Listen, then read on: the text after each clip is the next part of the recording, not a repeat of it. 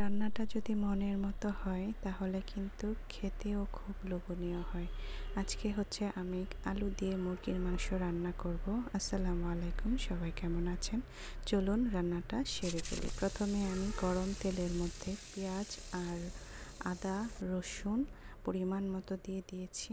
তারপর এখানে একটা আস্ত মুরগি প্রায় 2 কেজির মতো আমি ফ্রাই করে নিয়ে তারপর এখানে আমি কিছুক্ষণ এভাবে মিশিয়ে জাল করে নিচ্ছি। তার উপরে আবার আমি এখানে মরিচ দিয়ে দিয়েছি 2 চা চামচ পরিমাণ, তারপর দিয়ে দিয়েছি ধনিয়ার গুঁড়া 2 চা চামচ পরিমাণ, আর এখন হাফ চা চামচ পরিমাণ হলুদের গুঁড়া দিয়ে দিলাম, আর সবশেষে জিরার গুঁড়া দিয়ে দিলাম 1 চা চামচ পরিমাণ, আর লবণ দিয়ে খুব ভালোভাবে এইভাবে নেড়ে চেড়ে 2-3 মিনিটের মতো কষাতে হবে।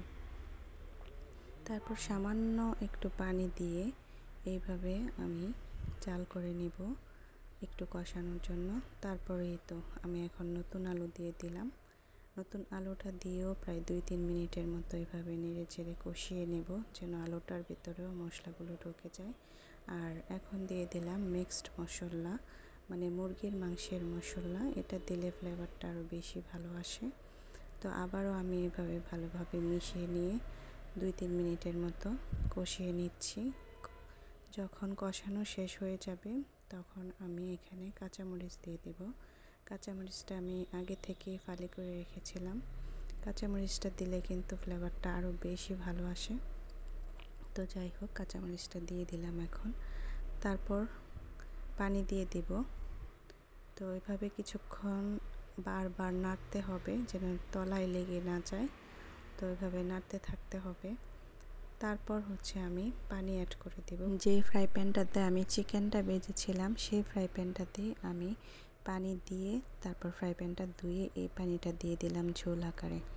তো এতে করে ফ্লেভারটাও কিন্তু খুব ভালো আসবে। আর এখানে আমি গরম মশলা দিয়ে দিয়েছি, এলাচ, দারচিনি, গোলমরিচ, জয়ত্রী, জয়ফল, এগুলো দিয়ে আমি একটা পেস্ট করেছিলাম। তারপর সেটা আমি এখন মাংসে দিয়ে দিলাম। এটা একদম শেষে দিয়ে দিলাম কারণ যেন ফ্লেভারটা খুব ভালো আসে। আগে থেকে দিয়ে দিলে সেটা কিন্তু ভালো হয় না। এই তো ফাইনালি আমার এই মুরগির মাংসটা কিন্তু হয়ে গিয়েছে। দেখেন কি সুন্দর আর লোভনীয় দেখতে হয়েছে। আমি ইচ্ছে করেই ঝোল রেখেছি, আলুর সাথে এরকম ঝোল থাকলে কিন্তু খুবই ভালো লাগে।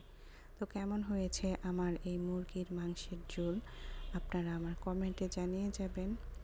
তা আজ এই পর্যন্তই। সবাই ভালো থাকবেন, সুস্থ থাকবেন। হ্যাঁ, মনে করে অবশ্যই আমার এই চ্যানেলটিকে সাবস্ক্রাইব করে দেবেন। আজ এই পর্যন্তই। আল্লাহ হাফেজ।